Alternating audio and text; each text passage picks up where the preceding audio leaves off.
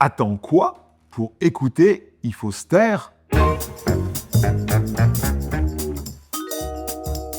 Le cadeau du jour, c'est de vous donner 3 techniques clés pour démultiplier votre qualité d'écoute. Quand on écoute quelqu'un, on a tendance à poser des questions. Or, la question est un acte auto-centré où j'embarque l'autre vers ce qui m'intéresse. Je te fascine, hein? Viens, on parle de moi. Pour faire parler quelqu'un, il vaut mieux utiliser des relances. Alors, je vous en donne 3. La première relance, c'est la relance silencieuse. Marquez un silence quand votre interlocuteur s'arrête de parler. Quelqu'un qui s'arrête de parler n'est pas quelqu'un qui a fini de parler. Soit il cherche son idée suivante, soit il vérifie qu'on l'écoute. Et donc, dès qu'il s'arrête, on marque un silence, on compte jusqu'à 3 dans sa tête.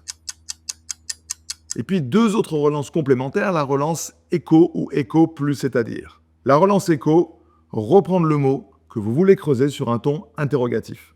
La réunion s'est bien terminée. Bien terminée. Et la relance écho plus, c'est-à-dire, la négo était compliquée. Compliquée, c'est-à-dire, et vous aurez la suite de l'histoire. Et le gros avantage de la relance écho, c'est que ça oblige à diablement écouter ce que dit l'autre. Parce qu'en fait, Noémie, la meuf avec qui elle était à la fac, là, elle travaille avec Laurine. Ouais. Et le lundi, Laurine, elle arrive avec la même coupe de cheveux qu'elle. Non mais meuf, achète-toi une personnalité, s'il te plaît. En plus, c'était pas la première fois, parce qu'à l'anniversaire de Bastien, elle avait déjà le même crop top qu'elle, mon pote. Mais attends, parce que t'écoutes vraiment ce qu'elle raconte. Bah ouais. En fait, vous faites parler n'importe qui sur n'importe quoi avec une judicieuse alternance des 3. Et ça, c'est cadeau.